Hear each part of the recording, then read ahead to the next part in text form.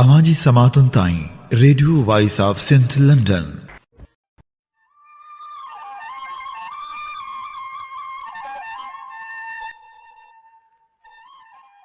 अची अजे हेकार तू त होॾ छॾे हेॾे, ॻाल्हियूं ॻुझ दर्जूं तन भरियां तो ॾे।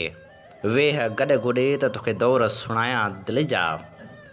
भलारे भिटतणी जे भलारे बैत सां मुंहिंजी आवाज़ मुसाफ़िर radio voice of Sindh London त थी दुनिया जी कुंड कुड़च ताईं।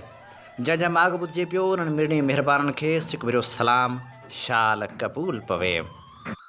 14 नवंबर 2021 आचर जे ॾींहुं प्रोग्राम सोच वीचार साण करे अवां जी ख़िदमत में हाज़ुर रहां जो पंहिंजो मेज़बान हबीब लगारी।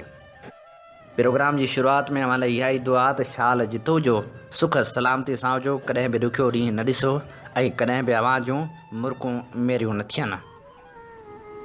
साईं मुंहिंजा वक़्त जे वेसाह घातियुनि ते कहिड़ो मातम कयूं ऐं हुकूमती क़दमनि ते कहिड़ो पिटणो पिटियूं। सच त इहो आहे जो हिकु पासे थर जे भिटनि में मासूम ॿारड़ा ग़िज़ाई खोट जो शिकार आहिनि त वरी ॿिए पासे मुल्क जो मज़दूर तबिको मानी लाइ परेशान आहे। मथां वरी हुकूमत ऐलान कयो आहे त अफ़गानिस्तान लाइ ग़िज़ाई शयूं मोकिलियूं वेंदियूं। वज़ीर आज़म चयो आहे त पाकिस्तान कणक चांवर तिबी इमदाद शेल्टर्स ऐं ॿियूं ज़रूरत वारियूं शयूं अफ़गानिस्तान खे मोकिलींदो। हुन इहो बि चयो आहे त इमदाद जी फ़राहमी समेत हर मुमकिन क़दम खणण लाइ अफ़गान आवाम सां गॾु असीं बीठल आहियूं। बेशक हुकूमत अॻु बि केतिरियूं ट्रकूं कणक जूं इमदाद तौरु मोकिलींदी रही आहे। पाण ॼाणूं था मखदूम शाह मोहम्मद कुरैशी जेको थर जे भिटनि मां बीही इलेक्शन में कामयाब बि थियो हो, उन ते अहिड़ो ऐलान कयो हो ऐं पाण इहो ई ॼाणूं था त इमदादी कणक जूं ट्रकूं ऐं पोइ बलोचिस्तान पहुतियूं हुयूं ऐं पाण इहो ई ॼाणूं था जो पाकिस्तान में अटे जी खोट पैदा थी हुई ऐं कणक जो हिकिड़ो बहिरान आयो हो, पाण इहो बि ॼाणूं था। ऐं हाणे जॾहिं अटे जो किलो 75 रुपयनि खां बि वधी वियो आहे तॾहिं हुकूमत ऐलान कयो आहे त असीं ग़िज़ायत वारियूं शयूं अफ़गानिस्तान मोकिलींदासीं। ॻाल्हि रुॻो इहा न आहे त कंहिंखे इमदाद ॾिजे या न ॾिजे, पर ॻाल्हि इहा आहे पहिरियों हक़ पाड़े जो हूंदो आहे ऐं पहिरियों हक़ पंहिंजे मुल्क जो हूंदो आहे। पंहिंजे मुल्क में जेके बुखायल ऐं मिसकीन मारूड़ा आहिनि उन्हनि जी मदद थियणु खपे। थियण त ईअं खपे जो उन्हनि खे कुझु ॾिनो वञे ऐं पोइ त तबिके लाइ के क़दम खयां वञनि। पाण इहो बि ॼाणूं था त वज़ीर आज़म जिन बि शयुनि जो नोटिस वरितो आहे उन्हनि जा अघ हमेशह चोट चढ़िया आहिनि, पोइ उहा खंडु हुजे पोइ उहो तेल हुजे। वज़ीर आज़म भले ॿियनि मुल्कनि सां भेंट कंदो हुजे महांगाई जी, पर पाण ॼाणूं था त पाकिस्तान दुनिया में हाणे महांगाई जी फ़हिरिस्त में 4थे नंबर ते पहुची चुको आहे। शायदि इहो ई सबबु आहे जो हाणे शुमारियात खाते खे बि रोकियो वियो आहे त महांगाई जी हफ़्तेवार रिपोर्ट जारी न करे ऐं इहो बि चयो वियो आहे त जेकॾहिं रिपोर्ट जारी बि करे उन सां गॾु ॿियनि मुल्कनि जा अंग अखर बि शामिलु करे त ॿियनि मुल्कनि में महांगाई केतिरी आहे उनजी भेट में पाकिस्तान में महांगाई घटि आहे। इहा भेट सिर्फ़ु इन करे त जीअं महांगाई खे लिकाए सघिजे, पर हक़ीक़त हीअ आहे दोस्तो, जेकॾहिं भेट करणी आहे त पोइ हुतां जे मुल्कनि जी सहूलियतुनि जी बि भेट करणी पवंदी त जीअं पतो पइजी सघे त हुते कहिड़ियूं सहूलियतूं आहिनि ऐं असांखे असांजा हुक्मरान छा ॾेई सघिया आहिनि। जाॻिणो त अवाम खे बि पवंदो ऐं सुजाॻी जा सॾ वरंदा आहे उन सुनामी सरकार खां बि पुछणो पवंदो जेका तबाही खां सवाइ मुल्क खे कुझु बि ॾेई न सघी आहे, जेका बेरोज़गारी खां सवाइ मुल्क खे कुझु बि न ॾेई सघी आहे, जंहिं आवाज़ ते पाबंदियूं विधियूं आहिनि ऐं जंहिं मुल्क में इख़लाक़ियात जा जनाज़ा कढी छॾिया आहिनि। तब्दीली रुॻो हुक्मरान जी नाहे थियणी, हू त सियासत कारोबार सम्झी कनि था, पर तब्दीली पाण खे आणणी आहे दोस्तो, जिन लाइ सियासत अॼु बि इबादत आहे। जिन जा पेर पिथू हूंदे बि हौसला कॾहिं पिथू न आहिनि थिया, जिन सदाईं चयो आहे आॾो टकर में टर मतां रोह रतियूं थी। पंहिंजो हीअ मुआशिरो जंहिंमें इंसाफ़ उपरो बणिजी वियो आहे, जंहिंमें शहीद नाज़िम जोखियो जा क़ातिल गिरफ़्तार ज़रूरु थिया आहिनि, पर अञा बि MNA जाम अब्दुल करीम रहियल आहे, उनजी गिरफ़्तारी न थी सघी आहे। तोड़े जो हूअ बलूचिस्तान जी अदालत मां हिफ़ाज़ती ज़मानत बि मंज़ूर कराए चुको आहे, पर ख़ुदा ॼाणे पेश बि थींदो अलाए न।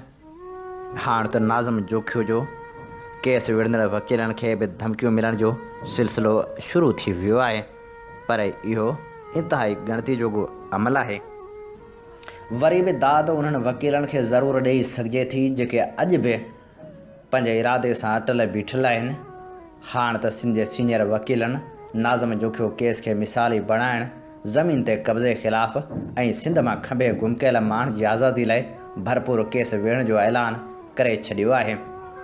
सिंध हाईकोर्ट बार काउंसिल जी इलेक्शन में हिसो वठंदड़ सीनियर वकील अॻवाननि एडवोकेट शहाबुद्दीन सरकी, बैरिस्टर उमर सुमरो, नईम कुरैशी ऐं ॿियनि चयो आहे त शहीद नाज़िम जोखियो जे क़त्ल केस जी पोइवारी सिंध जा वकील करे रहिया आहिनि।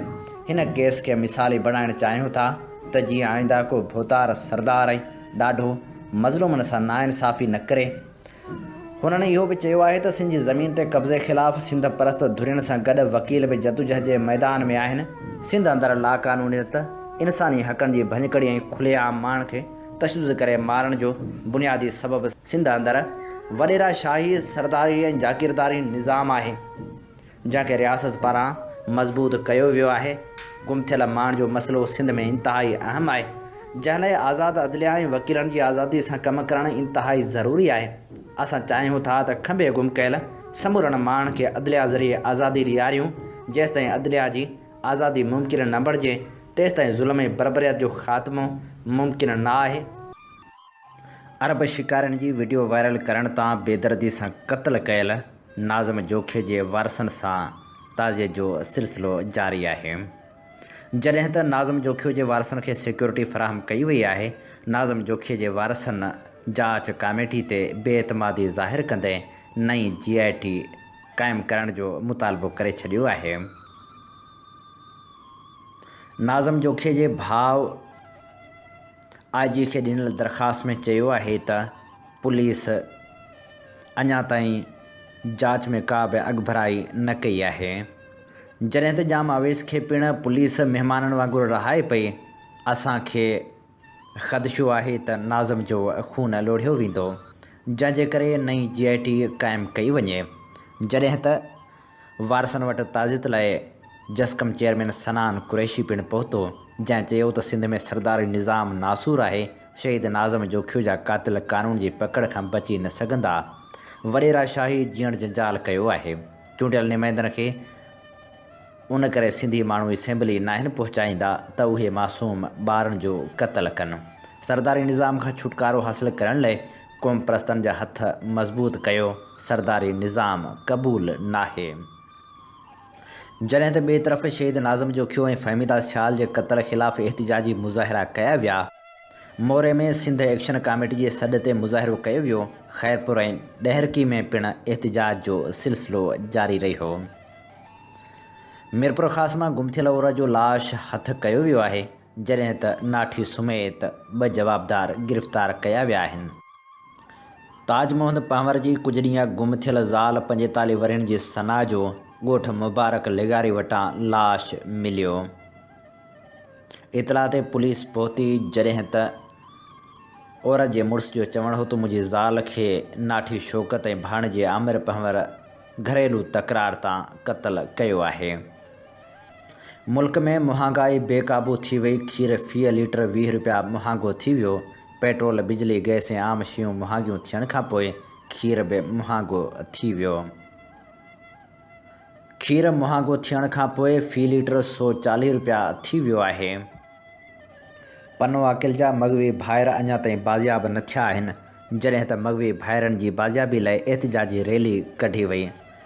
समाजी अॻवान शफ़ीक़ वाघो ऐं संसद भाउ अब्दुर्रहीम वाघो 3 ॾींहनि खां धाड़ियलनि जे चंबे में आहिनि, जिन जी आज़ादी लाइ एहतिजाज कयो वियो। सिंधी अदबी संगत जे मरकज़ी सेक्रेटरी जनरल अहमद सोलंकी चयो आहे त शौकत शोरो खे सिंधी ॿोली लाइ कयल कम तारीख़ में ज़िंदा रखंदो। जॾहिं त डॉक्टर काज़ी ख़ादम जो चवणु आहे त शौकत छोरो चूंड मौज़ूअनि ते अफ़साना लिखिया।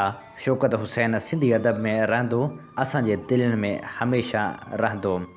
ताज़ीती मेड़ाके खे ख़िताब कंदे ताज जोए जो चवणु हो त शौकत हुसैन जो हमअसरनि में मुनफ़रद मक़ाम आहे। संसद कुलियात कल्चर डिपार्टमेंट पारां छपजणु घुरिजे। जॾहिं त गुल टिखड़ाए जो चवणु हो त शौकत हुसैन छोरो अॼु बि लिखण जे रूप में असां वटि मौजूदु आहे। तारिक इमाम जुणेजे चयो त शौकत ख़ामोश ऐं नफ़ीस माण्हू हो। सिंधी अदबी संगत हैदराबाद पारां शौकत हुसैन छोरो जी यादि में ताज़ीती मेड़ाको मुनक़िद कयो वियो हो, जंहिंखे डॉक्टर अब्दुल गफ़ार जुणेजो समेत मुख़्तलिफ़ अदीबनि ऐं शाइरनि ख़िताब कयो। जॾहिं त लाड़काणे में पिणु ताज़ीती रेफरेंस मुनक़िद कयो वियो, जंहिंखे ख़िताब कंदे मंज़ूर कलहड़ो, अब्दुल हक़ खोसो, अली रज़ा गाद, जाम जमाली, अफ़ज़ल बुलेदी ऐं ॿियनि ख़िताब कंदे चयो त शौकत छोरो कमेटेड अदीब हो, जंहिंजो ख़ाल कॾहिं बि भरिजी न सघंदो। सिंध हारी कमेटी जे मरकज़ी सदर समर हैदर जतोई ऐं मरकज़ी जनरल सेक्रेटरी एडवोकेट अहमद नवाज़ इनकलाबी चयो आहे त सिंध में लाक़ानूनियत आहे, माण्हू अगवा थी रहिया आहिनि। पनवाकिल मां ॿिनि नौजवाननि खे ॾींहं ॾिठे अगवा कयो वियो आहे। हिकु तरफ़ महांगाई सबबि माण्हू ख़ुदकुशियूं करण ते मजबूर आहिनि त ॿिए तरफ़ धाड़नि ऐं अगवा जूं वारदातूं थी रहियूं आहिनि। अवामी तहरीक जे खावड़ी किरदारु पंहिंजे अमली जदोजहद ऐं कलमी पोहरे ज़रिए अवाम दुश्मन क़बाइली निज़ाम खे ललकारींदड़ लेखक कामरेड मनान चांडियो जे 40 जी तक़रीब वारह में मुनक़िद कई वई। तक़रीब खां अॻु अवामी तहरीक जे कारकुननि ऐं शहरियुनि कामरेड मनान जी मज़ार ते हाज़िरी भरे गुलनि जी चादर चाढ़ी। कामरेड मनान जे 40 जी तक़रीब में सियासी, समाजी, अदबी, वापारी तनज़ीमनि जे अॻुवाणनि, औरतनि ऐं मर्दनि वॾे अंग में शिरकत कई। अवामी मेड़ खे ख़िताब कंदे अवामी तहरीक जे मरकज़ी सदर डॉक्टर रसूल बख्श ख़ासकेली चयो त रसूल बख्श पली जे कामरेड मनान जहिड़ा अज़ीम माण्हू ॻोल्हे गॾु कया ऐं उन्हनि जी सियासी तरबियत करे सिंध खे पोहरे तबिके मां हिकु पढ़ी लिखी खेप ॾिनी। सिंध खे हिन वक़्तु कामरेड मनान जहिड़नि कमेटेड किरदारनि जी ज़रूरत आहे। अवामी तहरीक जे मरकज़ी अॻुवाण अब्दुल कादिर रांटो चयो त अवामी तहरीक खे इहो एज़ाज़ु हासिलु आहे त हुन सिंध जे पोहरे तबिके मां अॻुवाण पैदा कया। कामरेड मनान असांजो अॻुवाण बि हो त कारकुन बि हो। सिंधियाणी तहरीक जी मरकज़ी अॻुवाण अमराह समो चयो त कामरेड मनान चांडियो जी जदोजहद खे सलाम करणु आया आहियूं। हुन जागीरदारी मुआशिरे सां बग़ावत करे नियाणियूं पढ़ायूं। अचो त असां बि वचन करियूं त पंहिंजे घर जे औरतुनि खे सियासत में अॻुवाणी वारो किरदारु ॾियारण लाइ कोशिशि कंदासूं। सिंधी हारी तहरीक जे मरकज़ी सदर डॉक्टर दिलदार लिगारी, आतिफ़ मलाह, साजिद हुसैन मैसर, गुल हसन केड़ानो, महानूर मलाह, नूर टालपुर, एतज़ाज़ गायंचो, मेहरान सिंधी, महबूब रुक राहुजो, कामरेड ग़ुलाम मुस्तफ़ा चांडियो, कामरेड मनान जी नियाणी मुरुक मनान, इरफान मनान ऐं ॿियनि पिणु ख़िताब कयो। भारतीय जेलनि में क़ैद मुहाणनि जी आज़ादी लाइ चूहड़ जमाली में पाकिस्तान फिशर फोरम पारां एहतिजाजी रैली कढी वई। रैली खे ख़िताब कंदे नूर मोहम्मद थईमोर, आदिल लिगारी, ख़ादम वंगाई, इब्राहिम थईम, गुल हसन शाह ऐं ॿियनि चयो त असांजा प्यारा केतिरनि ई सालनि खां भारत जे जेलनि में बेगुनाह क़ैद काठे रहिया आहिनि, जिन खे जल्द आज़ादु करायो वञे।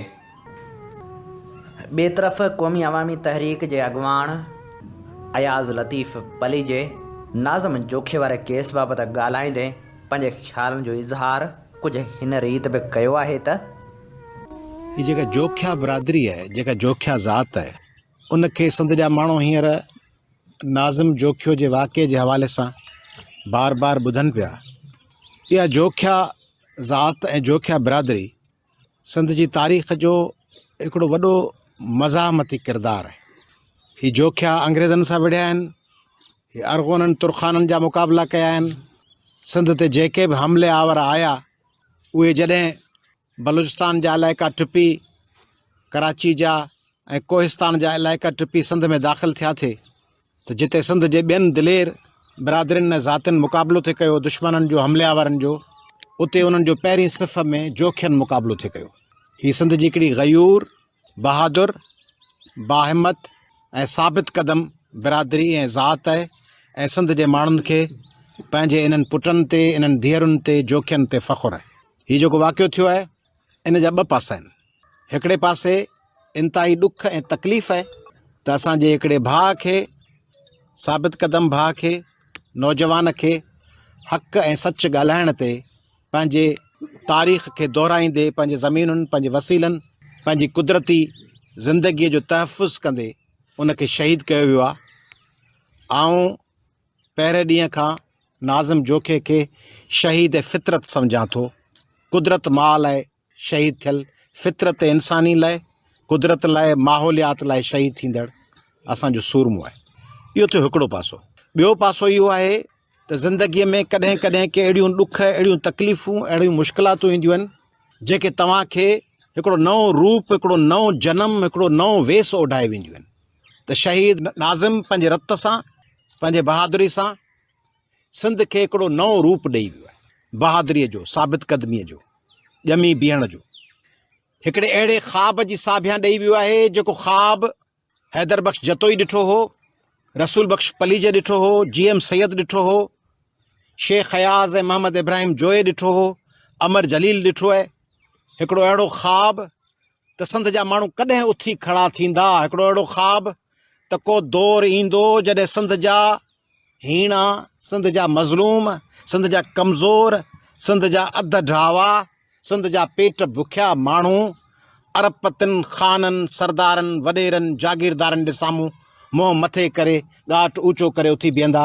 उहो जेको ख़्वाब हू सीननि में सांढे हलिया विया पंहिंजा वॾा। अलाए कॾहिं इहो ॾींहुं ईंदो त सिंधी ईअं थींदा। अलाए कॾहिं ईअं ईंदो जो सिंधी मज़ाहमत कंदा, सिंधी रुगो कंधु हेठि कयो कोन बीठा हूंदा, सिंधी रुगो मुंहुं मोननि में हणी माठ कयो, अदा जेको नसीब में लिखियो पियो आहे छा थो करे सघिजे, ॾाढे जे लठ खे ॿ मथा चई सिंधी माठ कयो वेठा हूंदा। उन ख़्वाब जी साभिया ऐं तव्हां सभिनी जोखियनि कई आहे, ऐं तव्हां सभिनी जे उन्हनि अमड़ियुनि ऐं भेनरुनि ऐं धीअरुनि ऐं वञनि कई आहे जेके सभु असां जूं अमड़ियूं, भेनरूं ऐं धीअरूं आहिनि। हीअ जेके जोखियो न्याणियूं रस्तनि ते बीठियूं, मुक़ाबिलो कयूं, ऐं फ़ख़्र सां चवां थो ऐं ईंदड़ नस्ल चवंदा त इहे असांजूं अम्माऊं आहिनि, असांजूं जीजूं आहिनि, असांजूं भेनरूं आहिनि, असांजूं धीअरूं आहिनि। इहे ग़रीब, मिसकीन, आणीन ऐं चाढ़ीन गुज़र करण वारनि ख़ानदाननि जूं भेणूं इहे जीअं अची बीह रहियूं। इहो सॼे सिंध लाइ मिसाल क़ाइमु थियो आहे, कंदकोट ऐं कशमोर खां वठी कींझर ऐं कारूंझर ऐं केटी बंदर ऐं नंगर पार कर ताईं। त जे सिंध जूं न्याणियूं ऐं सिंध जा बचा निकिरंदा त सिंध हीअं तब्दीलीअ जो छिरकणी अघूर निंड मां सुजाग थी बीह रहंदी। उन ख़्वाब जी ताबीर कई आहे तव्हां सभिनी जोखियनि, ऐं रुगो जोखियनि न, हिन इलाइक़े जे समूरनि ग़यूर माण्हुनि, उहे पालारी हुजनि, जाखरा हुजनि, पलीजा हुजनि, लाशारी हुजनि, बिकक हुजनि, चांडिया हुजनि, केर बि हुजनि, बुरफ़त हुजनि, केर बि हुजनि, पालारी हुजनि, केर बि हुजनि, हिन इलाइक़े जे समूरनि माण्हुनि पंहिंजे हिननि जोखियनि भाउरनि जो साथ ॾेई इहो मिसाल क़ाइमु कयो। FIR गिरफ़्तारियूं केसनि जो 10% 20% इब्तिदाई मरहलो आहिनि। इहो 10-20% कामयाबी आहे, वॾी कामयाबी आहे, पर 10-20% कामयाबी। 100% कामयाबी हासिलु करणी आहे त माई जिंदो खां सिखणो पवंदो। माई जिंदो जेका बीठी हुई ऐं पोइ जेल मां जॾहिं फांसीअ खां पोइ अरशद जो लाश पे निकितो त बीठी हुई, चयऊं ॾिसण आई आहे त अरशद खे फांसी आई आहे। अभरी, पोड़ी, झूर, झुकियल चेल चिॿी थियल, ॾुबरी, बीमार माई उहा अची बीह रही तो लाश निकिरे जंहिं मुंहिंजे बचनि खे मारियो। ऐं जेल मां निकिरंदे उहो लाश ॾिसंदसि। मासी ख़तीजा चांडियो जंहिंजा केस ॿोड़िया विया, हालाजी हुनजे पुट खे मारियो वियो, DSP ऐं SHO मारियो, चई केस हलनि, हाईकोर्ट वई, हाईकोर्ट ॿी FIR जो हुकुम ॾिनो, उहा बि पुलिस ख़ारिज करे छॾी। चई केस मूं वटि आई, मूं चयोमांसि मासी 2 दफ़ा केस ख़ारिज थियो आहे। चई बाबा तूं केस दाख़िल कर, आउं विढ़ंदसि, पोइ विढ़ंदे विढ़ंदे भरंदसि, खट ते मंजीअ ते किरी कोन भरंदसि।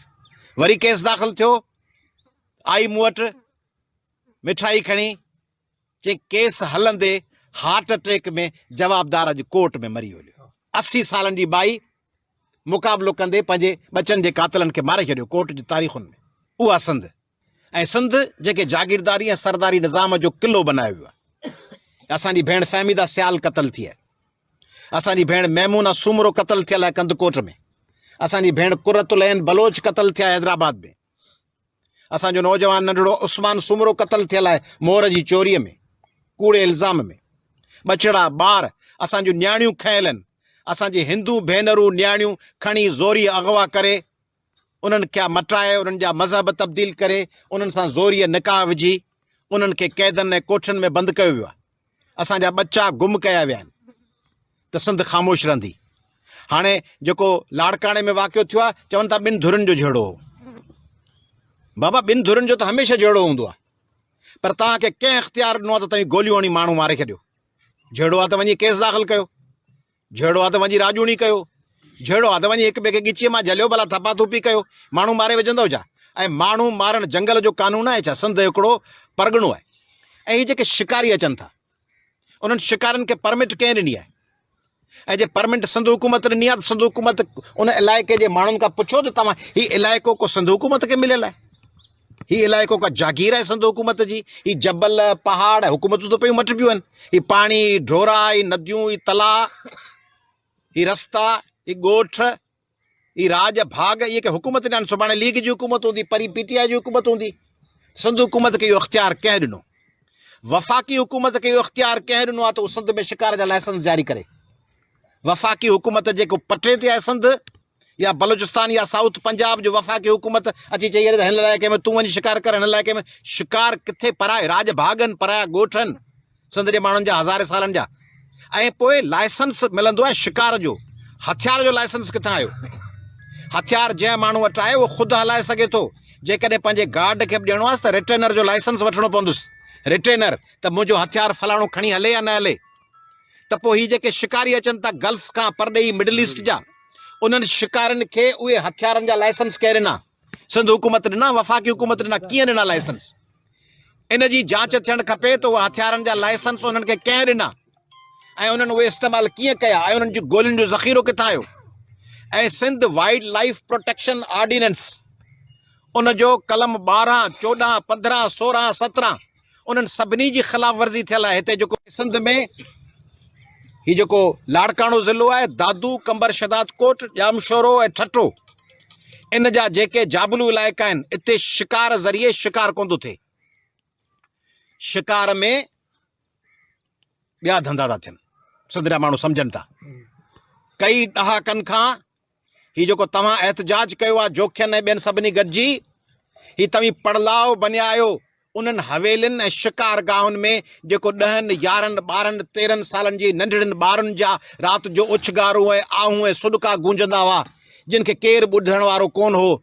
जेके उहे सुॾका उन्हनि हवेलियुनि ऐं शिकारगाहुनि ऐं तंबुनि जे महलनि मां रड़ियुनि जा वाक़ा सिंध में कई ॾहाकनि खां आमिन ऐं फापिन ऐं शहनाज़नि जे रूप में ईंदा ऐं उहे रोज़ राणा उछगारूं ऐं सुबुह जो उन्हनि ॿारनि जा लाश। हीअ जेके शिकारी अचनि था से पखी शिकार ड्रामे लाइ कलाक ॾेढ कनि था ऐं पोइ सिंध जी गैरत जो शिकार कनि था।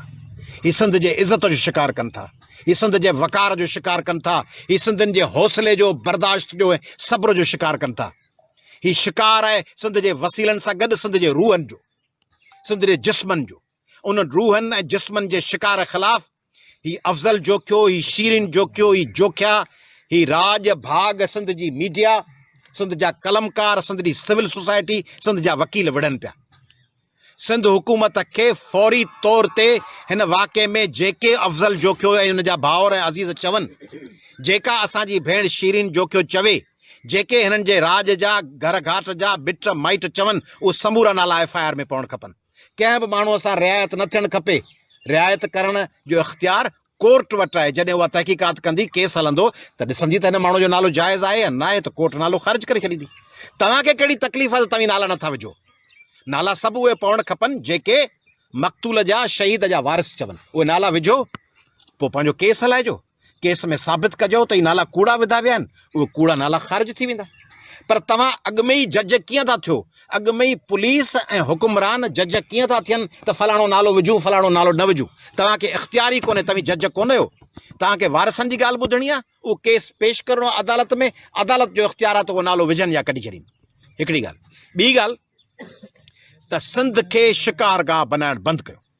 सिंध हुकूमत रुॻो हिन मामले ते वाज़े पॉलिसी इख़्तियार न करे, वफ़ाक़ी हुकूमत रुगो हिन मामले ते न ॻाल्हाए। सिंध जो वज़ीर आला, सिंध जो गवर्नर, वज़ीर आज़म बिलावल साहब, ये मुराद अली शाह साहब, ही जेके इलाइक़े जा माण्हू आहिनि, MNA MP, इहा ॻाल्हि दोहरायो, प्रेस कॉन्फ्रेंस कयो कराची में, ऐलान करे सिंध हुकूमत, सिंध कैबिनेट करे, चवनि बाबा इन सां रोज़गार ईंदो। बाबा रोज़गार त हीरा मंडी सां बि ईंदो आहे। पोइ हीरा मंडी खोलींदो छा सिंध में? त बाबा सिंध में हीरा मंडी खोलींदासीं, रोज़गार ईंदो। एॾा के किरिया आहियो छा? एॾा के बुखिया आहियो छा? एॾा के लंघण आहियो?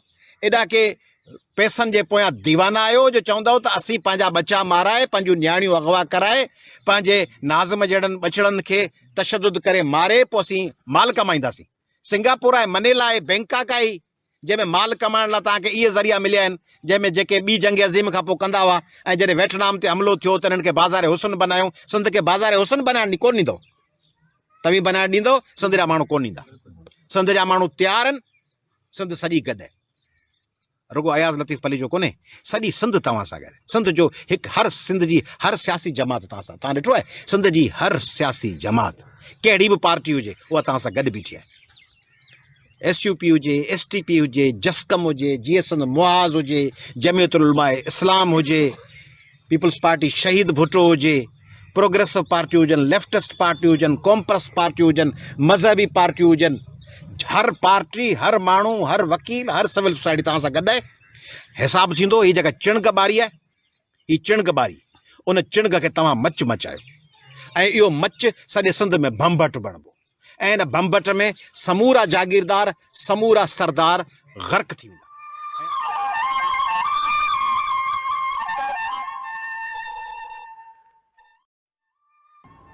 ऐं हाणे प्रोग्राम सोच वीचार में शामिल करियूं था शाइरी। अॾी ते रखी सिर कटाए छॾियमि। जी हा, ख़ूबसूरत शाइर अब्दुल हकीम अरशद लिखे थो। इहा शाइरी असांजे चूंड करे मोकिली सांगड़ जे पटन मां फ़ुकरा ग़ुलाम हुसैन। अॾी ते रखी सिर कटाए छॾियमि, वफ़ा खे ठिकाणे लॻाए छॾियमि। चवनि था ॾीए मां ॾियो थो ॿरे, चवनि था ॾीए मां ॾियो थो ॿरे, जली पाण जग खे जलाए छॾियमि। मता मूंखे मंसूर मेहणा ॾियनि, शहीदनि में नालो लिखाए छॾियमि। जली जिंद जियापो थी जंजल वियो, मगर ॾींहं तोसां निभाए छॾियमि। हयाती जो हासिल संदे ख़्वाब ख़्याल, ॿियो जो बेहोसो लुटाए छॾियमि। अड़े ज़िंदगी मूंखे छा थो ॾिनो, अड़े ज़िंदगी मूंखे छा थो ॾिनो, ॿ टे लुड़क से बि वहाए छॾियमि। मूं पत्थर जी दुनिया में पत्थर झलिया, भरे झोल हीरा विरहाए छॾियमि। जॾहिं साथ अरशद सितारनि छॾियो, तॾहिं दाग़ दिलि जा जलाए छॾियमि। भलारे भिट धणी लिखियो त नसे वोण वणनि में, नसे कात्यारियूं पिसियो बाज़ारियूं, हीणो मुलूण थिए। उमरकोट जे आबाद पटन मां इसाक सांद मोकिलियो संदसि ख़ूबसूरत नज़म। असां लाइ हयाती सदादार जहिड़ी, असां लाइ हयाती सदादार जहिड़ी, असांजे हथनि जूं लकीरूं फिटल, कमायो त हो पर वञायो किथे हो। खणी पंहिंजे हूड़ी खे खोले ॾिसां थो, अमीरनि जा शीशा अखियुनि में चुभनि था, कुठल सभु ख़्वाबनि जा पंछी लुछनि था।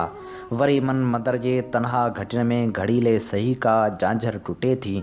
हयाती जे सैराज स्टेशन ते पहुची, छॾे थी हिकु गाॾी, सीटी वॼे थी। चितियुनि वारा कपिड़ा चिताए ॾिसां थो, सवेरा था पोखियूं, अंधेरा लुणूं था। असांजा मसीहा असां माण्हू न आहियूं, रुगो ही बुखूं ऐं वेला असां लाइ, धरती खे खेड़ियूं ऐं ठेला असां लाइ। लिखे जा लिखिया छा इहो ठीकु आहे, असूरनि उठी ऐं हमरचा था ॻायूं, ऐं हीरूं सुबुह जूं सुरनि सां जॻायूं। भले मां मुर्कनि नसीं गीत ॻायूं, नदियुनि खे दुआ ॾियूं, पखियुनि सां ॻाल्हायूं, मए नोश नाहियूं, इहो ॾोह आहे। कंगण ऐं करायनि जी हसरत न पालियूं, असांजो मुर्शिद सचो शाह इनायत। निंडनि खे खपाए उजागा वठूं था, जहां खे गुलाबनि जा तोहफ़ा ॾियूं था। न ॾियारियूं ॾिसूं था, न ईदूं करियूं था, वरी रत वलोड़े ऐं मुर्की जियूं था, वरी रत वलोड़े ऐं मुर्कूं जियूं था। धरती माता लाइ सिंदूर आहियूं, मञीदी ही तारीख़ मंसूर आहियूं, मञीदी ही तारीख़ मंसूर आहियूं। मिठी जी सरज़मीन तां संगतराश सहराई ख़ूबसूरत शाइर अयूब खोसे जो गज़ल चूंड करे मोकिलियो। फना दिलबरी तां अंधेरो कयो को, पिरीअं मुर्क तारे सवेरो कयो को। नयन बारिशनि में अञा देरि आहे, जलायल जुआनियुनि ॾे फेरो कयो को, रुलनि पियूं हवाऊं विछोड़ा वरनि पिया, अवां इश्क पंहिंजो न मेरो कयो को, ॿ टे ख़्वाब साड़े ॿ टे दर्द ॿारे, फ़रेबी हवाउनि जो घेरो कयो को, अॻे ई अदान विधो आहे मारे, अखियुनि खे न एॾो लुटेरो कयो को, उदासी जो छेड़ो अचणु हाणे घुरिजे, ग़मनि खे न एॾो डिघेरो कयो को, नथा साथ ॾियोजे हयाती सॼी जो, निगाहनि में खनपल बसेरो कयो को, फना दिलबरी तां अंधेरो कयो को, पिरीं मुर्ख तारे सवेरो कयो को। सिंजोरे जे पटन मां अल्ताफ़ चांडे मोकिलियो ख़ूबसूरत ग़ज़ल, हिमत छो था हारियो पंहिंजी, हर का सोच तारियो पंहिंजी, ॿिए जे मच ते हथ सां सेकियो, कीन पिया छो ॿारियो पंहिंजी, ॾुख जो सुख जो उल्को कहिड़ो यार हयाती घारियो पंहिंजी, पाछन पोयां छो था भटको, सोच खणी का धारियो पंहिंजी, मौत बि आख़िर ईंदो चांडिया, सार सदाई सारियो पंहिंजी।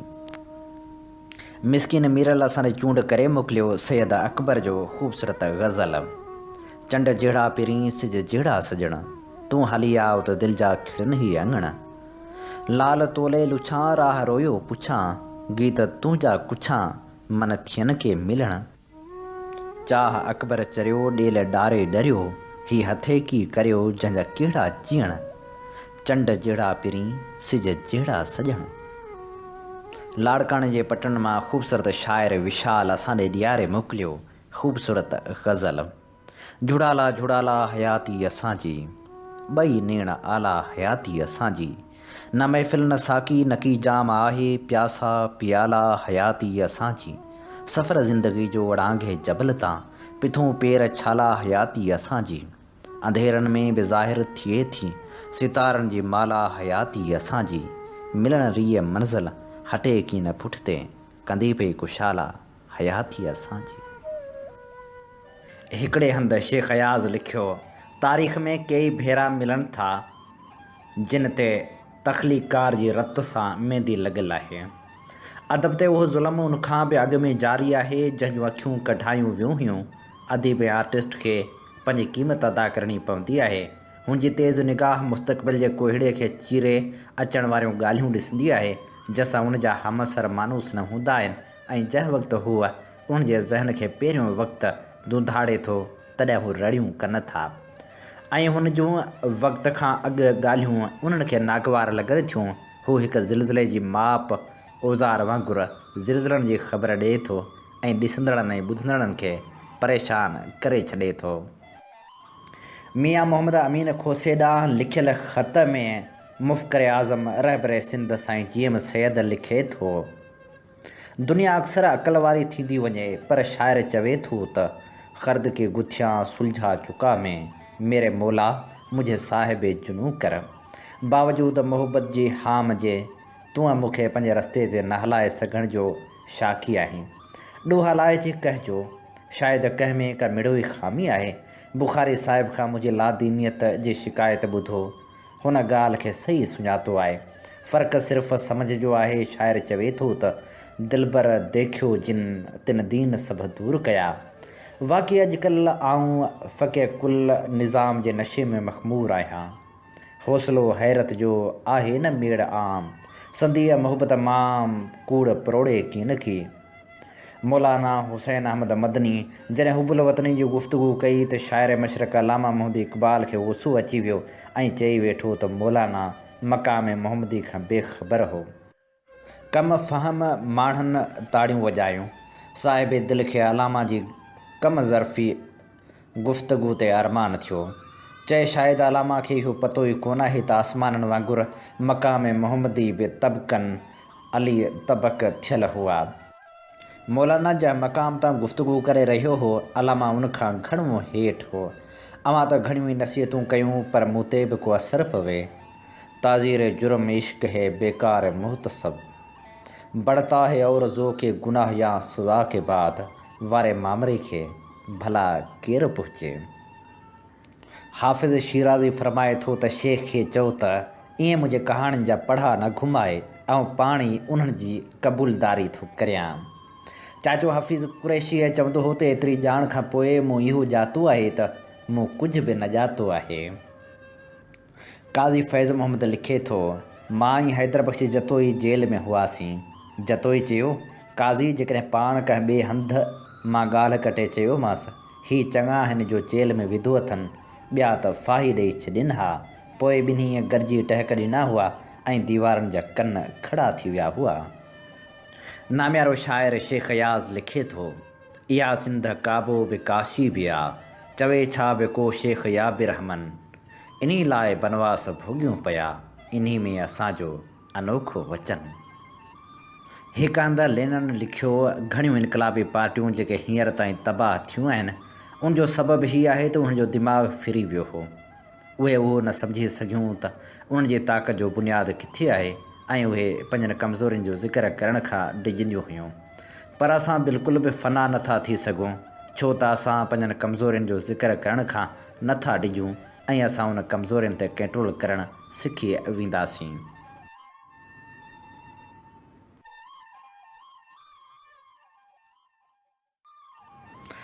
प्रोग्राम सोच वीचार में हाणे वर्क वरायूं था उन जग मशहूरु ऐं तारीख़ी किताब होची मन जी आत्म कहाणी जा, जंहिंजो सिंधी तर्जुमो कयो आहे नाम्यारे ॾाहे लेखक ऐं कोमप्रस्त अॻवान रसूल बख़्श पलीजे। अॼु असीं अव्हां जी ख़िदमत में पेश करे रहिया आहियूं हिन किताब जी 10हीं क़िस्त। जी हा, वर्क वरायूं था किताब होची मन जी आत्म कहाणी जा।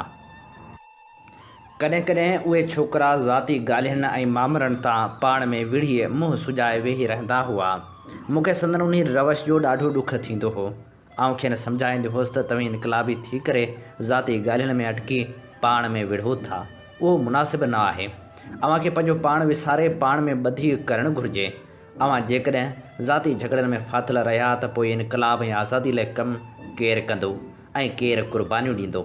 मूंखे चयो त हींअर जॾहिं पाण परदेस में रूसी भाइरनि जी महिरबानी जा मुहताज आहियूं तॾहिं बि पाण में ॿधी सां रही नथा सघूं त पोइ पंहिंजे मुल्क में कीअं गॾिजी ॿधी करे दुश्मन सां लड़ंदासीं।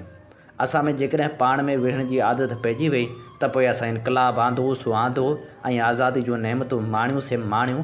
असांखे घुरिजे त हर हालति में पंहिंजे ज़ाती झगड़नि ऐं ज़ाती ख़्वाहिशनि खे विसारे हिकु थी क़दम क़दम सां ऐं कुल्हा कुल्हनि सां मिलाए पहाड़ जीअं मज़बूत बणिजी दुश्मन खे पंहिंजे वतन मां लोधे पंहिंजी क़ौम खे साम्राज्यनि ऐं संदन छाड़तनि गद्दार सरमाएदारनि जागीरदारनि ज़िमीदारनि ऐं सरदारनि खां आजो करे पंहिंजे आवाम खे सुखियो ऐं आबाद करियूं ऐं हिकु नओं सोशलिस्ट समाज क़ाइमु करियूं जो असांजूं क़िस्मतूं बदिलाए छॾींदो। लेनिन स्कूल जी पढ़ाई ख़तमु थियण खां पोइ आउं इंस्टीट्यूट में रहणु लॻुसि ऐं उते शागिर्दनि खे पार्टी जी तनज़ीम ऐं तारीख़ जो इल्मु सेखारणु शुरू करायुमि। आउं हर हिकु कमु पंहिंजे साथियुनि सां गॾिजी कंदो हुउसि, साणनि गॾिजी घुमंदो हुउसि ऐं संदन हर हिकु सरगर्मी में हिसो वठंदो हुउसि। केतिरनि सियासी नज़राती मज़मूननि जो वियतनामी ॿोली में तर्जुमो पिणु कंदो हुउसि ऐं उहे शागिर्द एतिरो पढ़ियल न हुआ छो त हू ग़रीबनि जा ॿार हुआ ऐं खेनि वियतनाम जे स्कूलनि में तालीम हासिलु करण जो मौक़ो न मिलियो हो। उहे घणो करे मुहाणनि हारियुनि ऐं हेठिए तबिके वारे माण्हुनि जो औलाद हुआ ऐं हिते फ्रांस मां आया हुआ। तंहिं करे आउं खेनि निंढा निंढा मिसाल ॾेई सम्झाईंदो हुउसि ऐं उन्हनि मिसालनि खे आखाणी वारे नमूने बयानु कंदो हुउसि। संदन ज़हननि में इनकलाबी ॻाल्हियूं विहारींदो हुउसि ऐं खेनि मुतहद थी रहण जा मिसाल ॾेई सम्झाईंदो हुउसि। चवंदो हुउसि, मुंहिंजा साथियो, अव्हां जेकॾहिं हिकिड़ी हिकिड़ी काठी खे धार धार भञंदो त हर का झटि भञी पवंदी, पर उन साॻियुनि काठियुनि खे मिलाए भरी करे पोइ भञण जी कोशिशि कंदा त अव्हां उन्हनि खे मूर भञी कोन सघंदा। साॻी तरह तव्हां अकेला ऐं छिड़ विछड़ हूंदा त दुश्मन अव्हां खे वॾी सवलाई सां ख़तमु करे छॾींदो, पर जेकॾहिं काठियुनि जी भरी वांगुरु पाण में ॿधी में हूंदा त दुश्मन अव्हां जे वार जो बि नालो वठी न सघंदो। ॿधी में वॾी ताक़त आहे, उन करे आम चवणी आहे त घणनि खए छपर खॼी वञे, उहा चवणी वॾे हिकमत वारी आहे। आउं शागिर्दनि खे मज़मून लिखणु सेखारींदो हुउसि। आउं खेनि चवंदो हुउसि त ग़लती आहे सही, हर हालत में लिखण जी कोशिशि ज़रूरु कंदा करियो। मझाइनि जेकॾहिं को ग़लति तर्जुमो कंदो हो या ग़लति ख़्यालु पेश कंदो हो त आउं उन्हनि खे दुरुस्त कंदो हुउसि ऐं पोइ खेनि ॿुधाईंदो हुउसि त हिन मज़मून में हीअ ख़ामियूं हुयूं। खेनि उन ॻाल्हि ॾांहुं वधीक ध्यानु ॾियारींदो हुउसि त लिखण तोड़े ॻाल्हाइण में अहिड़ी ॿोली कमु आणियो जो अणपढ़ियल माण्हू बि आसानी सां सम्झी सघे। मजाइनि खे शागिर्द अहिड़ा मज़मून बि लिखंदा हुआ जिन जे पढ़ण मां को बि मतिलबु न निकिरंदो हो। उहे मज़मून पाण वरी लिखंदो हुउसि। पोइ संदन मज़मून ऐं मूं वारा लिखियल मज़मून खेनि ॾींदो हुउसि त जीअं ॿिन्ही खे पढ़ी फ़र्क़ु महसूसु कनि ऐं आईंदे साॻियूं ग़लतियूं न कनि। उन खां सवाइ आऊं अंग्रेज़ी तोड़े चीनी ज़ुबान जे अख़बारनि में छपियल उन्हनि मज़मूननि जो तर्जुमो कंदो हुउसि जिन में दुनिया जे मुल्कनि जी आवाम जी ग़ुलामी, फुरलुट ऐं ज़ुल्मनि ख़िलाफ़ जदोजहद जो अहवाल हूंदो हो। उन तर्जुमे खे जॾहिं इनकलाबी स्कूल जा शागिर्द पढ़ंदा हुआ तॾहिं संदन दिलनि में इनकलाबी जज़्बो अॻे खां वधीक ताक़तवर बणिजी वेंदो हो। आऊं सॼी हयाती वक़्त जो पाबंद रहियसि ऐं हिकु पल बि कॾहिं अजायो न वञायमि। मूं हर कम लाइ अलॻि अलॻि वक़्तु मुक़ररु करे छॾियो। ऐं जॾहिं रूस में हुउसि तॾहिं बि पंहिंजनि मुक़ररु कयल वक़्तनि ते अमल कंदो रहंदो हुउसि। दोस्तनि सां मिलंदो बि रोज़ु हुउसि पर वक़्त ते वेंदो हुउसि ऐं वक़्तु पूरे थियण ते उतां उथंदो हुउसि। अजायनि बटाकनि ॿुधण में वक़्तु वञाइणु मूंखे असुलु कोन वणंदो हो। तंहिं करे हर हिकु माण्हू खे पंहिंजे क़ीमती वक़्त जो क़दुरु करणु सेखारींदो हुउसि ऐं खेनि सम्झाईंदो हुउसि त बेकार ॻाल्हियुनि में वञायल वक़्तु वरी मोटी न ईंदो। तंहिं करे वक़्त जो सही क़दुरु करणु घुरिजे। मूंखे इनकलाबी स्कूल में आए अञा थोरा ॾींहं ई कीन गुज़रिया त मूं कोशिशि करे इनकलाबी नज़रिए ऐं तारीख़ जी तहक़ीक़ाती कॉलेज जे पहिरें साल में दाख़िला वरिती। हाणे आऊं इंस्टीट्यूट जे हॉस्टल जे हिकु नंढड़े कमरे में रहंदो हुउसि। उहो कमरो मुंहिंजे कम जो मर्कज़ हूंदो हो। आऊं जॾहिं रूस में हुउसि तॾहिं मुंहिंजी सिहत ॾाढी ख़राबु थी वई। लाॻीती महिनत ऐं पूरे करण करे आऊं ॾुबरो थी वियो हुउसि। आऊं अॻे ई कमज़ोर हुउसि ऐं वेतर जो घणो कमु कयुमि सो मुर्गो ई वञी हॾण जो पिंजरो बचियसि। मुंहिंजो इहो हाल ॾिसी दुनिया जे कम्युनिस्ट पार्टियुनि जे बैनुल अक़वामी मर्कज़नि वारनि मूंखे कारे समुंड जे किनारे ते रूस जे मशहूरु तफ़रीगाह ऐं सिहतमंद आबहवा वारे शहर सोची ॾांहुं मोकिलियो। आऊं ओॾांहुं व्यस्त सही पर ॿिनि ॾींहंनि खां पोइ वापसि मोटी आयुसि जो उते मुंहिंजी दिलि असल कान लॻी। मूंखे राति ॾींहुं झोरी लॻियल हूंदी हुई त असीं वियतनामी ग़ुलाम आहियूं ऐं असांजो गुगदाम अवाम सूरनि जी हयाती पियो गुज़ारे। ज़ालिम धारिन हुकूमतनि ॼोर जियां संदन रस चूसियो आहे। पंहिंजे देश भाइनि जी ग़ुलामी ऐं मज़लूमियत मूं लाइ वेहण वेह करे छॾियो ऐं आख़िर मूं पंहिंजो सुख ऐं आराम हराम करे ॼातो ऐं आऊं मास्को मोटी आयुसि ऐं वरी अची साॻे कम खे लॻसि। मूं कॾहिं बि बीमारी जो ख़्यालु करे कम खां कोन घबरायो। मज़े जी ॻाल्हि वरी हीअ थी जो कम जे लगातार हलंदे बि आऊं आहिस्ते आहिस्ते पाण ई चङो भलो थी वियुसि। आऊं ॻच वक़्तु स्वेत रूस में रहियुसि। उते जे सीउ खां रब पनाह ॾे। हर शइ बर्फ़ वांगुरु ॼमी वेंदी हुई पर मूं कॾहिं बि सीउ जी परवाह कान कई। मूं लाइ पंहिंजा उसूल हर लिहाज़ खां निहायत कमाइता साबित थिया या ईअं चवणु वधीक सही थींदो त मुंहिंजे असूलनि ई मूंखे ॿीहर ज़िंदगी बख़्शी। साल 1937 1938 जो ज़मानो केतिरनि ई ॻाल्हियुनि जे ख़्याल खां सख़्तु मुसीबत वारो दौरु हो। हिकिड़े पासे चियांग काई शीक जी चीनी सरकार कम्युनिस्ट इनकलाबियुनि जी जानी वेरी हुई त ॿिए पासे अमरीकी, फ्रेंच ऐं जापानी जासूस असांजे पुठियां हथ धोई पिया हुआ। मथां वरी असीं हिकु नई मुसीबत में फासी पियासीं। वियतनाम जे सरमाईदार, जागीरदार ऐं विचोले तबिके जा क़ौम परस्त कारकुन जिन 1927 खां वठी 1930 ताईं वियतनाम जी आज़ादी लाइ जदोजहद कई हुई से बि हाणे असां कम्युनिस्ट इनकलाबी वतन दोस्तनि जा जानी दुश्मन थी पिया हुआ। हुननि खे कंहिंजे लाइ थोरो बि शक थिए पियो त हीउ कम्युनिस्ट इनकलाबी वतन दोस्त आहे त उनखे ख़तमु करे थे छॾियाऊं या ॻुझे नमूने माराए थे छॾियाऊं। एॾियुनि तकलीफ़नि ऐं ख़तरनि हूंदे बि असांजा कारकुन पंहिंजे मक़सद तां ज़रो बि कोन हटिया। हू अॻे खां बि वधीक मज़बूत इरादे ऐं बुलंद हौसले सां कम खे लॻल रहिया। आऊं 3 ॾींहंनि वियतनाम में हुउसि ऐं जुदा जुदा तर्ज़ीमनि क़ाइमु करण में रुधल हुउसि। उन्हनि ॾींहंनि में मूंखे चीथान वञिणो पियो। उते असांजे इनकलाबी लीग जो अॻुवाण होंग हो जंहिंजो हजाम जो दुकानु हो। उन दुकान जे वसीले इनकलाबी तहरीक जा लॻ लाॻापा पिया वधंदा हुआ। उहो चीन थान जो ॻोठु चीन ऐं वियतनाम ॻंढींदड़ रेलवे लाइन जे हिकिड़े नंढे स्टेशन हुई। होंग फुंग पंहिंजी जान जोखे में विझी इनकलाबी क़ौमी कमु कंदो हो। मूंसां गॾु फोंग चीअ कीअं हो जो हुन चीनी कम्युनिस्ट पार्टी जे मरकज़ी कमेटी जो मेंबर हो, उहो जुलाई 1941 में दुश्मन सां मुक़ाबिलो कंदे शहीद थी वियो। असीं ॿई वञी दुकान ते पहुतासीं ऐं अंदरि झाती पाए ॾिठोसीं। फ़ोंग ची होंग खे सुञाणंदो हो, सो असांखे ॾिसी डोड़ी आयो। मुंहिंजी मुलाक़ात साण सां अॻे थियल कोन हुई, पर मुंहिंजे अचण जी ख़बर खेसि पइजी वई हुई, तंहिं करे मुंहिंजो नालो वठी वॾे जोश सां भाकुर पाए मिलियो। पोइ असीं सभई दुकान में वञी वेठासीं ऐं साण सां ॻाल्हियूं करणु लॻासीं। दुकान जे मथां हिकिड़ो कमरो हो, जंहिंमें होंग संस ज़ाल ऐं पुट हाई रहंदा हुआ। निडड़ो हाई जल्दी मुंहिंजो दोस्त थी वियो। केबिन में मूं तनज़ीम बाबति संस ॻाल्हियूं ॿुधियूं। हुन असांजे अॻियां सॼी सूरत हाल जो नक्शो कढी ॾेखारियो। मूं पुछियसि, हिते ॿी बि का वारनि जो सैलून आहे छा? हुन चयो, हा आहे, 2 दुकान मथे तबिके जे माण्हुनि जा आहिनि। उहे ॿई मुंहिंजे दुकान खां सुठा आहिनि। उते सरकारी मुलाज़िम ऐं वॾा माण्हू वेंदा आहिनि। हिते मुंहिंजे दुकान ते कारकुन ऐं मज़ूर ईंदा आहिनि। पोइ मूं खांसि गाॾियुनि जे बारे में पुछियो। एतिरे में कीअं हिकिड़ो प्रोग्राम ठाहे वरितो। हुन चयो, पहिरें मज़ूरनि सां मुलाक़ात करणु घुरिजे, जीअं असांखे सही ख़बर पइजी सघे।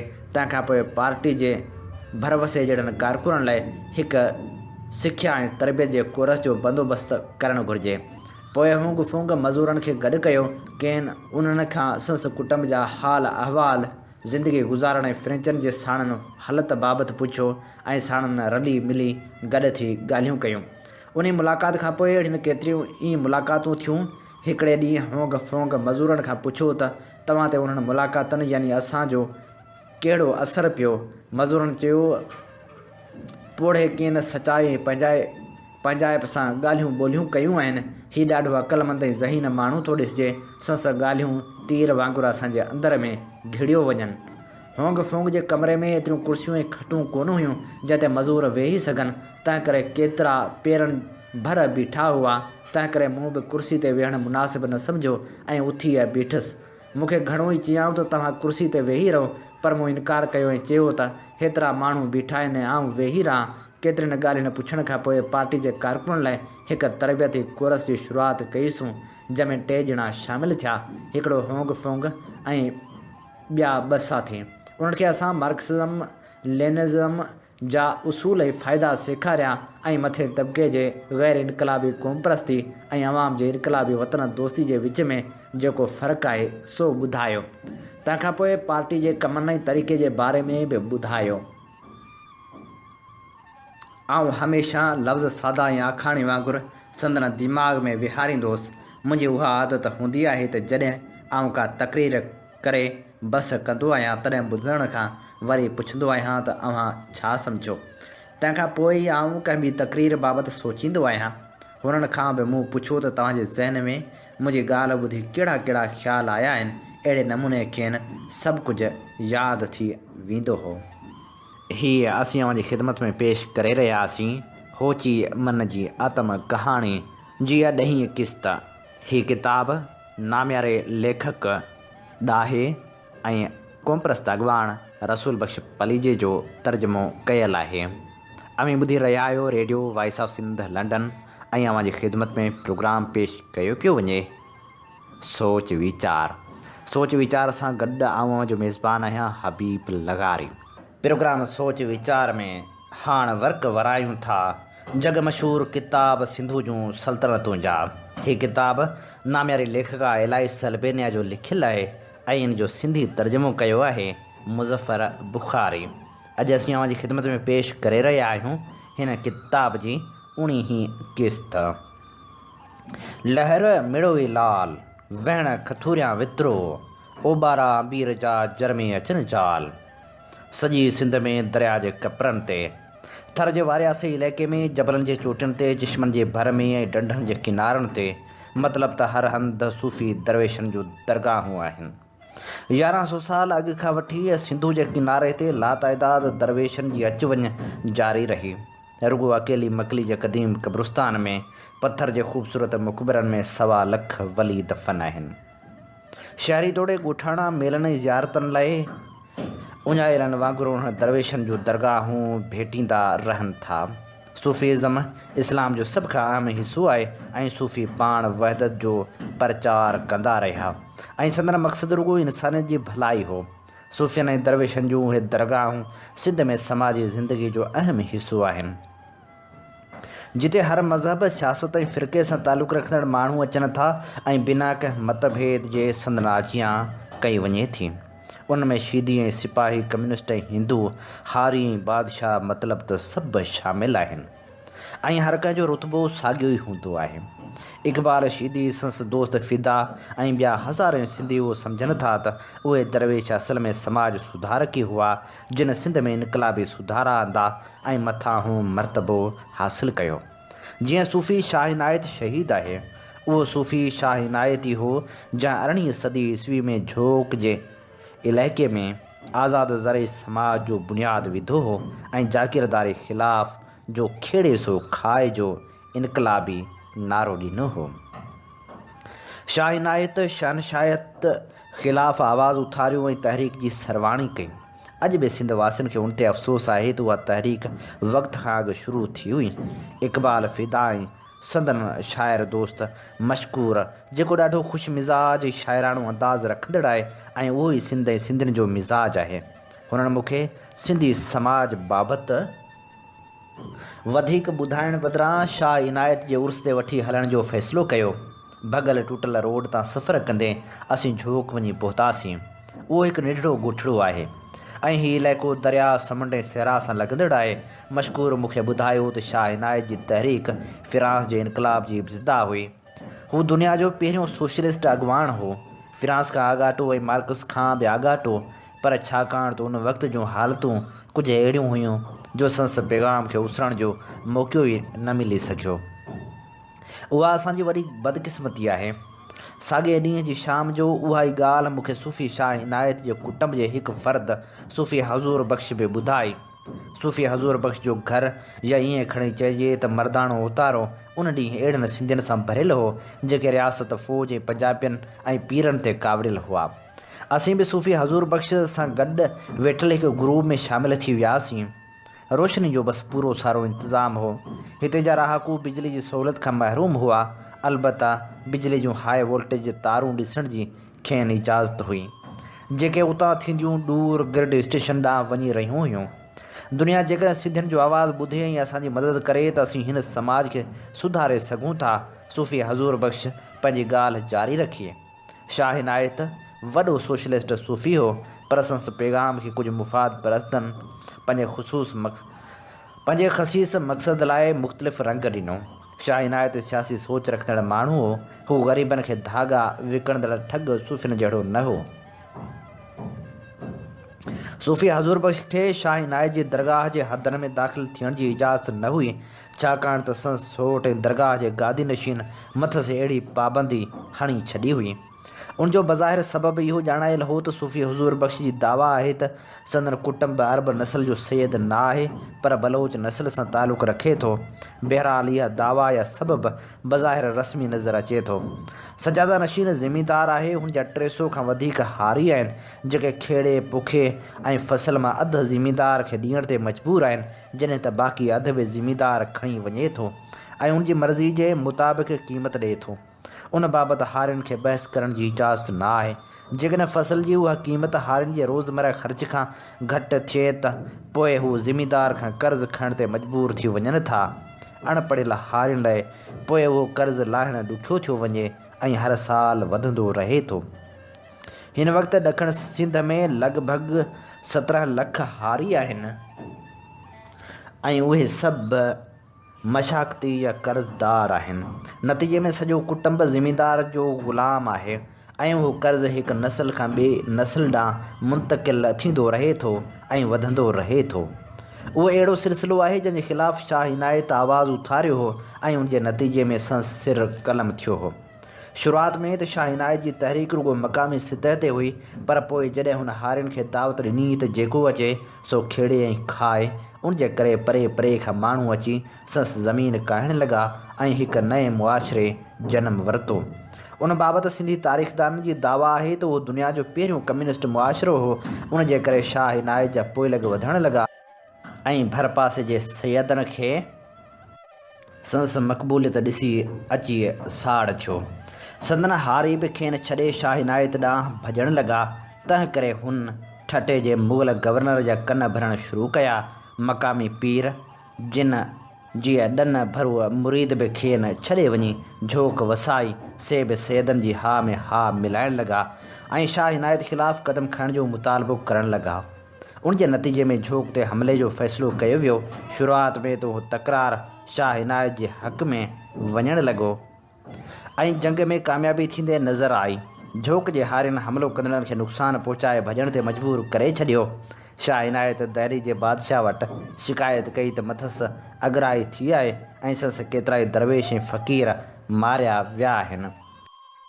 दहली मां हुकुमनामो आयो त क़ातिलनि जी ज़मीन खून बहा तौरु मज़लूम कुटुंबनि खे ॾिनी वञे। नतीजे में अञा बि वधीक ज़मीन मिली वई ऐं कम्यूनिस्ट मुआशिरो अञा बि वधणु लॻो। झोक ज़ालिम ज़मींदारनि जे ज़ुल्म खां तंग हारियुनि जे लाइ अमन ऐं आशिती वारो हंधु बणिजी वियो ऐं खेनि पनाह मिलणु लॻी।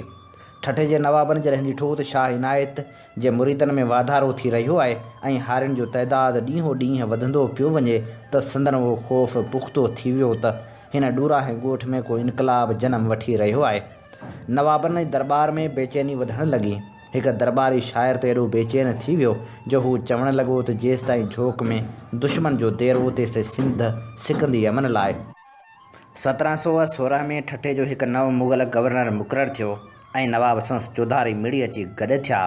हू खेसि इहो यकीन ॾियारण में कामयाबु थी विया त झोक जा फ़क़ीर दहली जे मुग़ल सल्तनत लाइ वॾो ख़तरो आहिनि ऐं हू हुन ते कब्ज़ो करणु चाहिनि था। गवर्नर संदन ॻाल्हियूं ध्यान सां ॿुधियूं ऐं मथन एतबार कयो। हुन सिंधु नदी किनारे आबाद वापार जे लिहाज़ खां अहम ॿियनि टिनि शहरनि सेवण बखर ऐं मुल्तान जे गवर्नरनि खे ख़त लिखिया ऐं इम्कानी बग़ावत जे ख़तरे खां आगाह कयो ऐं उन सां गॾु दहली खे ख़त लिखी फ़ौजी मदद तलब कई वई। अहिड़ी तरह हिकु लश्कर तयारु थियणु लॻो। मुग़ल लश्कर झोक जो घेरो कयो जेको 2 महीननि ताईं जारी रहियो। नवाब हिक ॿिए खे ख़ुशी मां फ़ारसी मां ख़त लिखणु लॻा त कीअं बाग़नि जे क़िले जा पथर तोबनि जे गोलनि ऐं बारूद जे करे कपह जे ज़रनि वांगुरु हवा में उॾामी रहिया आहिनि ऐं खिमण वांगुरु तजलियूं कंदड़ तलवारूं कीअं बाग़नि जा कंध लूणी रहियूं आहिनि। पर लश्कर खे फ़क़ीरनि जी मज़ाहिमत ते हैरानी थी रही हुई ऐं हुन लाइ शाह इनायत ताईं पहुचणु ॾुखियो थी पियो हो। आख़िरकार हिकु घाट घड़ियो वियो ऐं शाह इनायत खे जंगबंदी जी आछ कई वई। उन सां गॾु इहो बि चयो वियो त जंगबंदी जा शर्त तइ करण लाइ ॻाल्हियूं कयूं वञनि।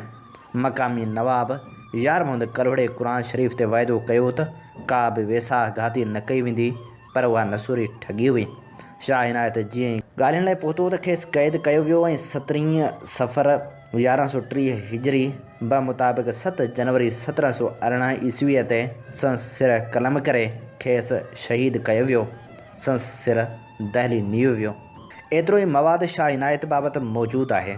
कलोड़नि ऐं मुग़लनि 2 ख़त लिखिया हुआ ऐं वाक़े खे 44 साल पोइ मीर अली शेर काने पंहिंजे फ़ारसी किताब में रुॻो हिकु ख़त पेश करे सघियो आहे ऐं बाक़ी 2 ख़त रुॻो ज़िक्र जी हद ताईं तारीख़ में मौजूदु आहिनि।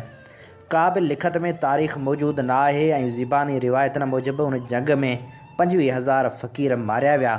सूफ़ी हज़ूर बख़्श चवे थो मुग़लनि जे लश्कर माकोड़ियुनि वांगुरु झोक जो घेरो करे वरितो हो। उहो घेरो 6 महीननि ताईं जारी रहियो। शाह इनायत जे क़त्ल खां पोइ मुग़ल लश्कर हिन हारी समाज जो समूरो रिकॉर्ड साड़े छॾियो हो। उहो सिर जॾहिं दहली नियो वियो त रस्ते में हुन जेके बेत चया से बेसुरनामा में मौजूदु आहिनि। बेसुरनामा खां सवाइ शाह इनायत जी ॿी का बि शाइरी या लिखत नथी मिले ऐं नई संस फ़िक्र बाबति को मवादु लिखत में मौजूदु आहे।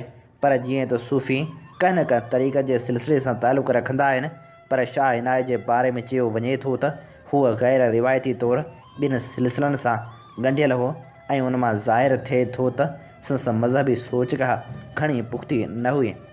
ठठे जो शाइर कान्हे चवे थो त शाह इनायत निंढपिण में सिंध छॾे ऐं मुर्शिद जी तलाश में हिंदुस्तान जो सफ़र कयो। हूअ पहिरीं दखन ऐं पोइ दहली वियो जिते खेसि हिकु रहबर मिली वियो ऐं पोइ हू उतां वापसि ठठे मोटी आयो। हिते जे बुनियाद परस्त मुसलमाननि संस इबादत ऐं दुआ जे अंदाज़ ते एतिराज़ वारिया ऐं खेसि दहरियो करार ॾेई छॾियो। ख़ासि तौरु सूफ़ियुनि जी मख़सूस नाच धमाल खे ग़ैर शरई करार ॾिनो वियो। उहा धमाल रोज़ानो मकली ते थींदी हुई। उहो सबबु बि ॼाणायो वियो त शाह इनायत मुर्शिद अॻियां झुके थो जॾहिं त इस्लाम में ख़ुदा खां सवाइ ॿिए कंहिं इंसान अॻियां झुकण जी मना आहे। जंहिं वक़्तु असीं सूफ़ी हुज़ूर बख़्श जूं ॻाल्हियूं ॿुधी रहिया हुआसीं उन वक़्तु उंदा ई माहौल में मशकूर मुंहिंजे कन ते वात रखंदे चयो, शाह इनायत सरमद जो बि मुरीद हो। शाह इनायत बाबति अहिड़ो इतलाउ हिंदुस्तान जे सूफ़ी तरीक़े जे लिहाज़ खां गैर रिवायती हो। सरमद हिकु फ़ारसी यहूदी वापारी हो जेको 17वीं सदी ईस्वी जी शुरूआत में वापार जे सिलसिले में ठठे आयो हो, जिते हू हिकु ख़ूबसूरत हिंदूअ छोकिरे अभिचंद जे इश्क में गिरफ़्तार थी वियो हो। हिकु चेड़ाक पुर्तगीज़ पादरी फेरी सेबेस्टियन मेनरक, जंहिं 1641 में ठठे जो सफ़र कयो हो, लिखे थो त ठठो दरिया जे किनारे कपिड़े जे वापार जो अहम मर्कज़ आहे ऐं पूरे ओज ते आहे। हूअ लिखे थो त ठठो बुछड़ाइनि जो मर्कज़ आहे। ख़ूबसूरत छोकिरा सुहिणा लिबास पहिरे औरतुनि वांगुरु नाज़ नखरा कंदा वतंदा आहिनि ऐं ॿियनि खे लुभाईंदा रहनि था। सरमद ऐं अभिचंद खे दहली तलब कयो वियो हो। उते खांइस हमजिन्स परस्ती ऐं अभिचंद जे कयल बाइबल जे फ़ारसी तर्जुमे बाबति के बि सुवाल न कया विया। न सरमद जी उघाड़प वीचार हेठि आई, पर उनजो कारण कलमे जो इब्तिदाई हिसो बणियो हो। सरमद चवंदो हो त ला इलाह यानी को ख़ुदा कोन्हे। मथस मौलवियुनि ज़ोर भरियो त हू उन में इल्लाह जो इज़ाफ़ो करे, पर हुन चयो त ईअं नथो करे सघे। हुन चयो, आउं कीन में फ़ना थी चुको आहियां, सो कूड़ कीअं थो ॻाल्हाए सघां। हीअ असीं किताब सिंधू जूं सल्तनतूं जी उणिही क़िस्त पेश करे रहिया हुआसीं। हीअ ख़ूबसूरत किताब एलाइस हलबेनिया जो लिखियलु आहे, जंहिंजो सिंधी तर्जुमो कयो आहे मुज़फ़र बुख़ारी। इन ते प्रोग्राम सोच वीचार जो वक़्तु पंहिंजी पुॼाणी ते पहुचे थो। पंहिंजे मेज़बान हबीब लगारी खे इन साॻी दुआ सां ॾींदा इजाज़त। वसे भिट तुंहिंजी भलारा सदा सदा देस परदेस सारा वसन। कॾहिं सींध सिंध जी न मेरी थिए, कॾहिं मोड़ कंहिंजा न मुरझाए जन। सिंध मुंहिंजी अमा सूंह तुंहिंजी मथां छा लिखी, छा लिखां छा लिखी, छा लिखां। सिंध मुंहिंजी अमा, दुनिया जा सिंधियो हिकु मुठ थी सिंध बचायो। सिंध मुंहिंजी अमा सूंह तुंहिंजी मथां छा लिखी, छा लिखां। सिंध जो क़ौमी आवाज़ radio voice of Sindh London.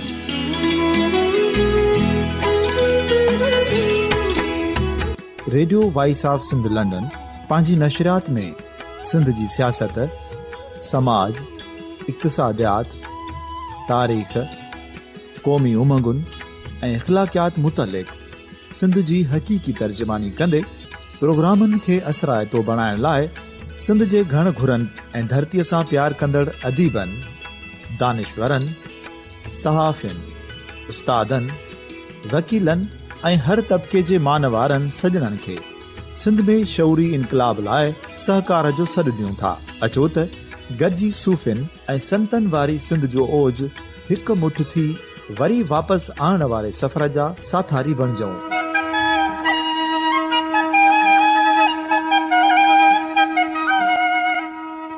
हिकु नए सुबुह जी शुरूआत जो पड़ाॾो घर घर, ॻोठ ॻोठ ऐं शहर शहर ताईं पहुचायो। शाल सिंध आबाद ऐं ख़ुशहाल थिए, सिंधी माण्हू सुखियो ऐं सताबो थिए।